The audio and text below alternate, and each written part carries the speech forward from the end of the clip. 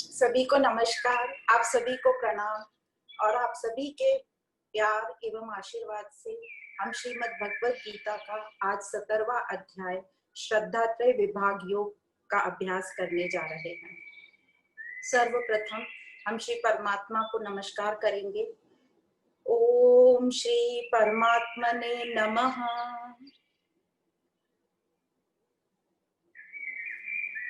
जैसे कि इस अध्याय का नाम है श्रद्धात्रय विभाग योग, तो हम पहले ये समझेंगे कि ये श्रद्धा होती क्या है। ये जो श्रद्धा है ये मनुष्य की बुद्धि की एक विशेष क्षमता है।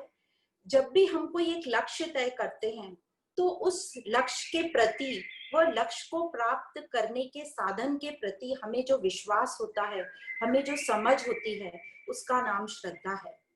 जब हमारा ध्यान लक्ष्य की ओर निरंतर और पूरी निष्ठा और लगन के साथ उस कर्म में लगे हम रहते हैं तो वह कहलाती है श्रद्धा, और हम उसके अपने लक्ष्य के प्रति अपना बेस्ट परफॉर्मेंस देते हैं, वह होती है श्रद्धा। तो इस कदर हम अपने लक्ष्य के प्रति जब रुचि लेने लगते हैं, उसमें प्रेम भाव डालने लगते हैं और उस लक्ष्य के प्रति हमें अपनापन लगने लगता है, उसको कहते हैं श्रद्धा। जैसे आपने देखा होगा खेल के मैदान में जब क्रिकेटर्स खेलते हैं तो सिर्फ वो खेलते क्रिकेट नहीं है, उनकी उसमें पूरी रुचि रहती है और ऐसा कहा जाता है कि वो सिर्फ खेलते नहीं है, वो खाते भी क्रिकेट हैं, सोते भी क्रिकेट हैं। जैसे किसी को संगीत का शौक है, म्यूजिक का शौक है, या गाने का शौक है, या नृत्य करने का शौक है, तो वह उसमें इस कदर घुस जाते हैं, जैसे उसमें वो मिलकर एक हो जाते हैं। जैसे हम भजन की लाइन सुनते हैं कि ऐसी लागी लगन, मीरा हो गई मगन, तो इतनी लगन उसमें लग जाती है कि उसमें हम पूरी तरह घुलकर एक हो जाते हैं। अब ये जो शास्त्र हैं हमारे वेद उपनिषद, ये शास्त्रों के अध्ययन से हमारी सोचने और विचार करने की शक्ति जो है उन्नत होती है और शास्त्रों का आत्मसात करके हमारा विश्वास और समझ बढ़ती है। तो यह जो श्रद्धा है यह मनुष्य के डेस्टिनेशन को, गंतव्य को निश्चय कराती है, हमारे डेस्टिनेशन को एक सही दिशा देती है और हमें उत्साहित करती है, हमें प्रफुल्लता देती है। जो शास्त्रों का साथ नहीं लेते उन्हें न तो कामयाबी हासिल होती है, न ही आनंद हासिल होता है और आध्यात्मिक उन्नति तो उनकी बिल्कुल ही नहीं होती। तो इस प्रकार जो श्रद्धा है वह है विश्वास, समझ, निष्ठा, लगन, निरंतरता। जो भी हमारा लक्ष्य है उसके प्रति हम निरंतर लगे रहें, रुचि, प्रेम भाव और अपना एक बेहतरीन शॉट देना, अपना बेहतरीन परफॉर्मेंस देना। इन सब को जब हम एक में लपेट लेते हैं तो इसको कहते हैं श्रद्धा। मतलब श्रद्धा है devotion, dedication, determination, worshipful attitude और कंटिन्यूसली कंसिस्टेंसी, जिसको हम बोलेंगे। This all rolled in one is known as shraddha. श्रद्धा का कोई अंग्रेजी शब्द नहीं है। जो अंग्रेजी एक शब्द है फेथ, फेथ श्रद्धा के काफी निकट आता है, पर फेथ मतलब सिर्फ हम ट्रस्ट बोलते हैं, तो श्रद्धा का कोई एग्जैक्ट इंग्लिश वर्ड नहीं है। अब 16वें अध्याय में जो हमने पढ़ा था देवासुर संपत्ति विभाग योग में, हमने समझा कि हमारी जो आध्यात्मिक उन्नति है उसके लिए श्रद्धा के साथ शास्त्रों का अध्ययन करेंगे, तब हमारे जो दैवी गुण हैं वो हम पक्के कर पाएंगे। मतलब हमारे मन बुद्धि को हम शुद्ध और शांत और दिव्य बना पाएंगे।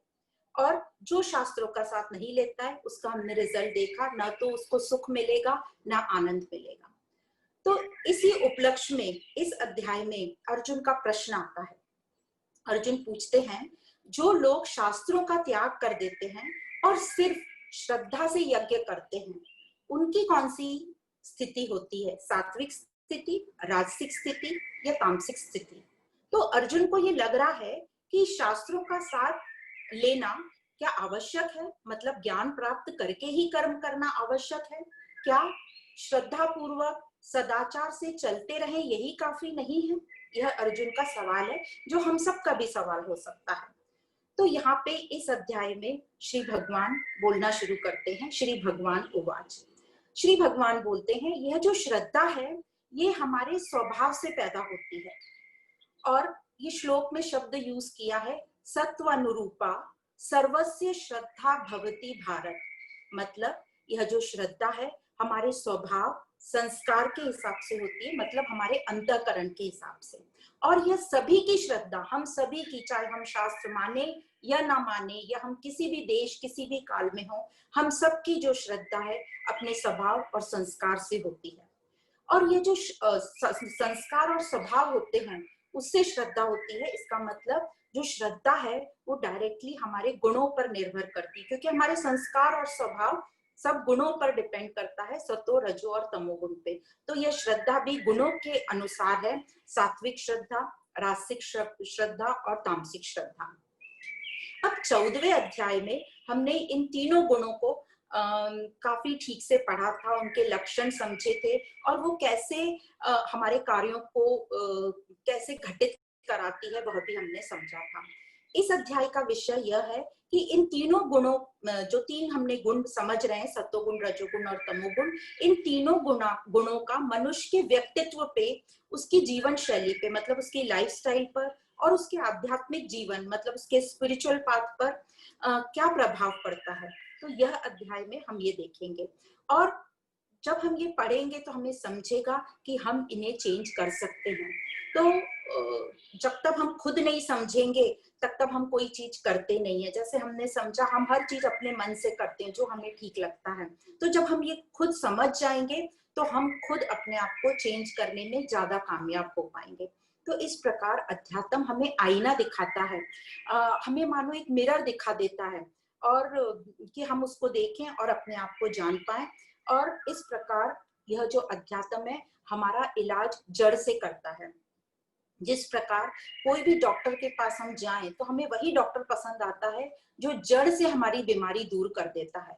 कुछ डॉक्टर हैं जो ऊपरा ऊपरी इलाज करते हैं कि सिम्टोमेटिक ट्रीटमेंट जिसको बोलते हैं, पर हम चाहते हैं कि हमारे सारे टेस्ट हो जाएं, उनमें से डायग्नोसिस हो जाए कि हमारी क्या बीमारी है और फिर हमारा ट्रीटमेंट हो। तो कुछ डॉक्टर हमारे पूरे इन्वेस्टिगेशन करेंगे, थोड़ा टाइम लेंगे, एक हफ्ते का, बीच में हमें कुछ दवाइयां दे देंगे, मल्टीविटामिन या कुछ पेन किलर, और जब रिपोर्ट्स आएंगी फिर वो अपनी जानकारी लगा के उसमें हमें डायग्नोसिस देता है। तो जैसे ये डॉक्टर जड़ से बीमारी रिमूव करता है, उसी प्रकार ये अध्यात्म जड़ से जो है हमारी अशुद्धि को दूर करती है।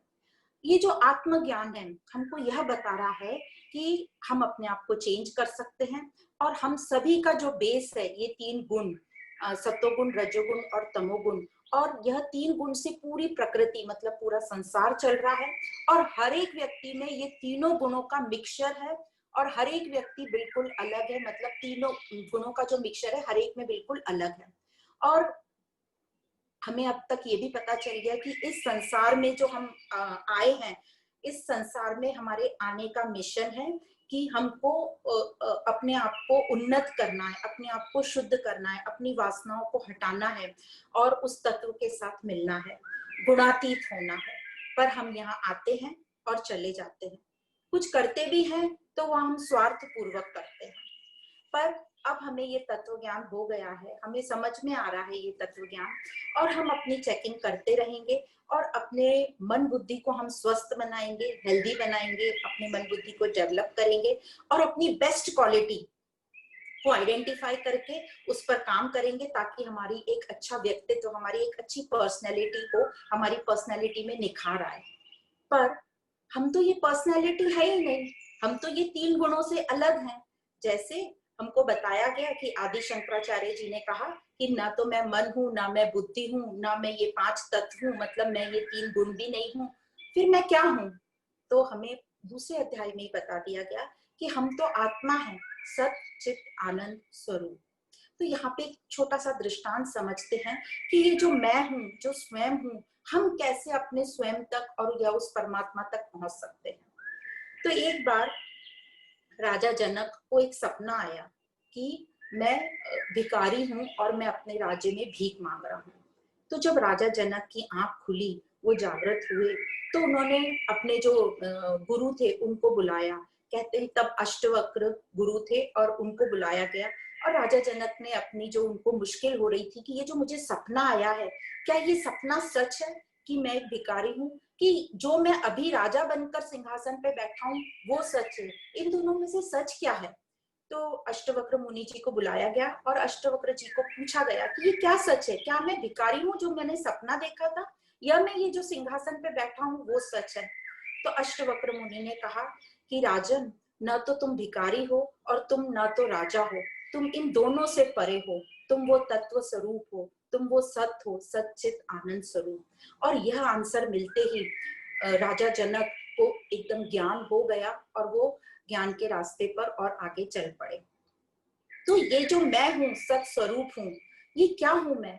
तो यहाँ एक शब्द यूज किया गया है, उसको समझाने के लिए हम ये बताते हैं।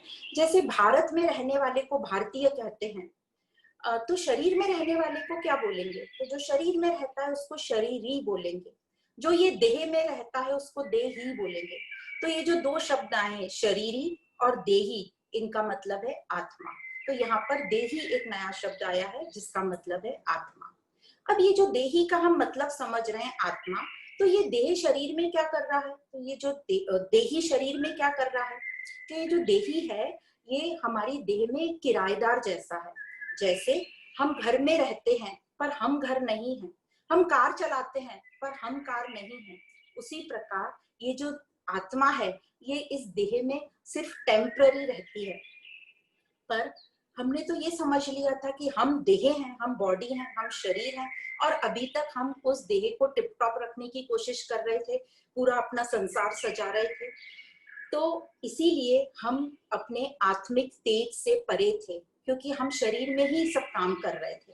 पर अब जैसे ही हमें ये समझ में आ रहा है कि मैं देह नहीं देही हूँ, तो इस देह तक पहुंचने का रास्ता क्या है, स्वयं तक पहुंचने का रास्ता क्या है? तो स्वयं तक पहुंचने का रास्ता, जैसे हम अभी तक पढ़ते आ रहे हैं कि हमें अपने आप को भोगी से योगी बनाना है, हमें अपने आप को तमोगुण से रजोगुण और रजोगुण से सतोगुण की तरफ लाना है, और उस सतोगुण में निरंतर काम करते रहना है।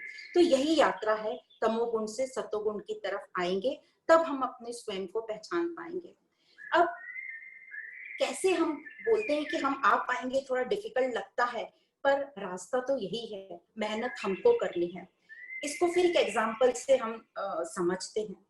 एक छोटा बच्चा था, वो अपने पापा के साथ एक खेल खेलने गया और उसने एक लक्ष्य साधा कि मेरे को एक दीवार बनी हुई है उसके ऊपर तक चढ़ना है।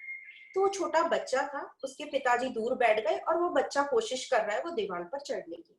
बार बार वो थोड़ा ऊपर चढ़ता है, नीचे गिर जाता है, फिर ऊपर चढ़ता है, नीचे गिर जाता है।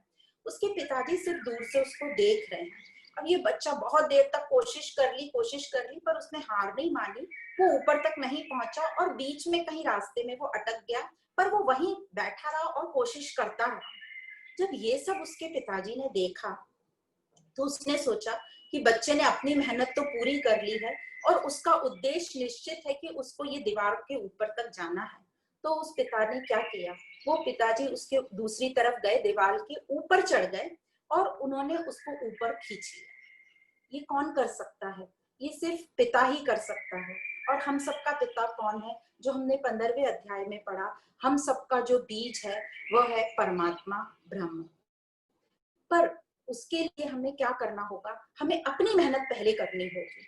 तो जो हम अपनी मेहनत करेंगे, अपनी लगन, निष्ठा, विश्वास, समझ के साथ जब हम अपने लक्ष्य की ओर बढ़ेंगे और जब हम अपना पूरा 100% देंगे, तो वही हमारे ऊपर आशीर्वाद होगा।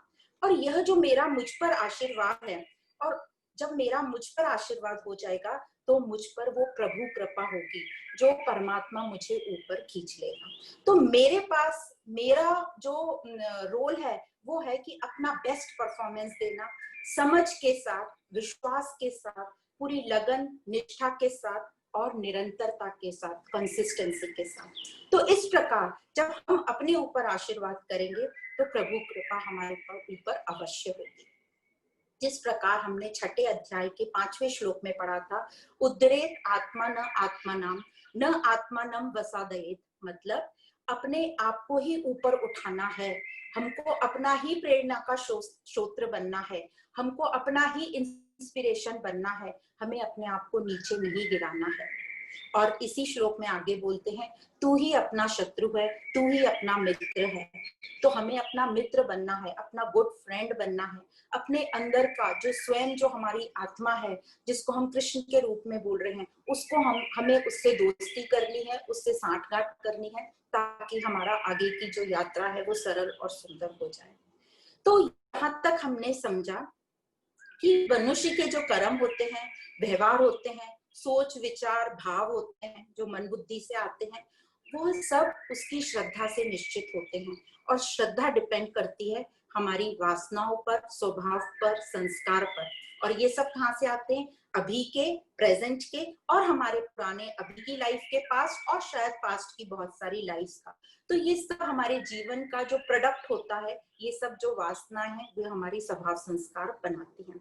और इन सब जो कारण है वह है ये 3 गुण, सत्वगुण, रजोगुण और तमोगुण। और श्रद्धा गुणों के अनुरूप होती है। तो जैसी जिसकी श्रद्धा, वैसा उसका व्यक्तित्व, वैसी उसकी पर्सनालिटी। जैसे हम सभी ने देखा है, किसी व्यक्ति में कोई टैलेंट होता है, पर उसमें उसकी रुचि नहीं होती, या श्रद्धा नहीं होती, या उसके प्रति लगाव नहीं होता, विश्वास नहीं होता, समझ नहीं होती, तो उसका जो वो टैलेंट है वो बाहर निकल के नहीं आता, वो व्यक्त नहीं हो पाता। और जैसे ही श्रद्धा जुड़ जाती है, या उसमें उसको रुचि आने लगती है, तो उसके व्यक्तित्व में एक बदलाव आ जाता है, उसका उसका स्वरूप ही चेंज हो जाता है, उसका पूरा व्यक्तित्व ही चेंज हो जाता है। और हमने सबने देखा है, जिन लोगों ने अपने क्षेत्रों में महारथी हासिल करी है, उन सभी ने श्रद्धा पूर्वक अपने टैलेंट पर बहुत मेहनत करी है।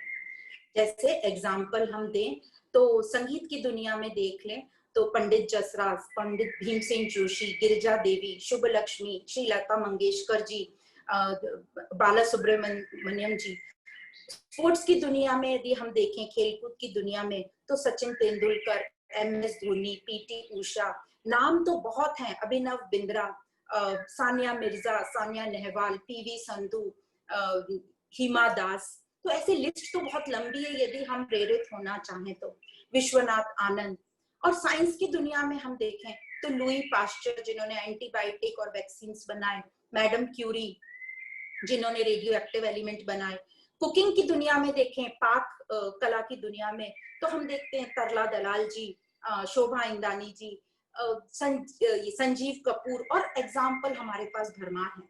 बिजनेस, व्यवसाय या व्यापार की दुनिया में देखें तो रतन जी टाटा, जिनका योगदान हर क्षेत्र में रहा है, सुधा मूर्ति जी। तो इस प्रकार लिस्ट हमारी हर क्षेत्र में है, जिन्होंने अपनी ऊपर मेहनत करी है और फिर उनको ऊपर कृपा हुई है। जो श्रद्धा के साथ अपने ऊपर मेहनत करते हैं तो उनके टैलेंट में निखार आता है। अब जरूरी नहीं है कि जैसा इन सबको नेम फेम मिला है, कामयाबी मिली है, हमको भी मिले। सक्सेस जो है, कामयाबी या पैसा जो है, ये इसका साइड इफेक्ट है। जो मेन चीज हमें मिलेगी कि हमारे व्यक्तित्व में निखार आएगा, हमारे को सेटिस्फेक्शन मिलेगा, हमें संतुष्टि प्राप्त होगी, और वही है स्वयं से मिलना।